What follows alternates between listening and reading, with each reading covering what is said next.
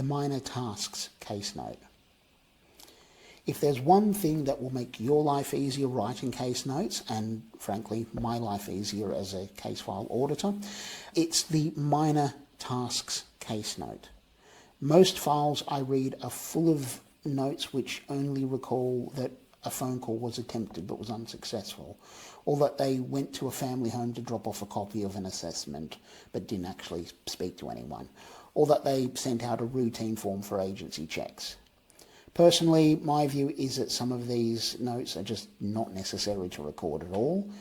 Every unanswered phone call, for example, or every email confirming a meeting time.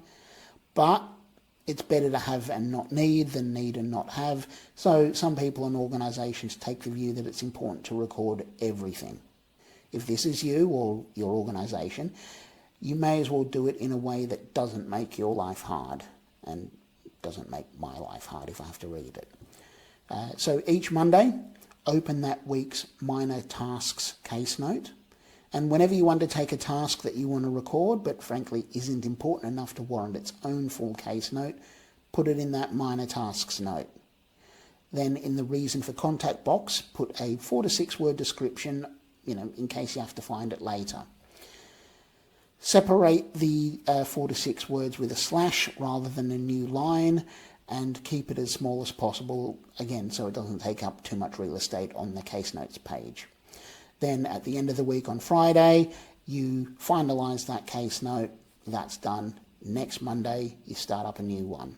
And so that way, each week you only have that one note that contains all of those small things that you have done, which will make finding the important case notes much easier when you need to.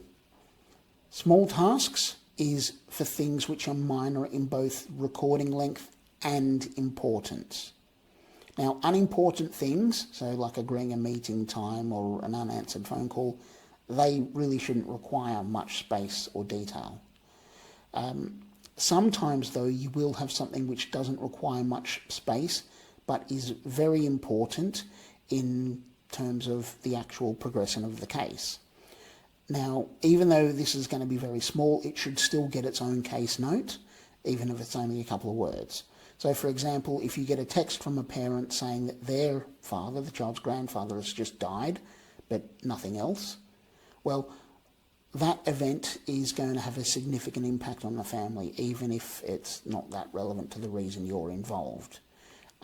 If it is relevant to your case, so the guy who just died's a risk or a support factor, then all the more reason it should have its own case recording. So you make sure that you think about what goes in there rather than just putting everything in.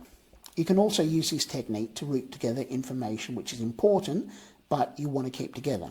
So for example, if you have a family member whose attendance at a drug service is patchy, some weeks they turn up, some weeks they don't, some weeks they do but they're late, so on and so forth, keeping all of that information in a single case note where you can list the dates they attended or didn't will mean that you have that information all in the one spot, and you don't have to go hunting for a list of dates when it's time to write your assessment. You'll see that Susie included a very brief note to the children about what this type of case note is. This is what I mean by having small notes which explain things to the children reading the file later on. You'll only have to do this the first time, but it shows that you're thinking about them and the importance of them understanding the file.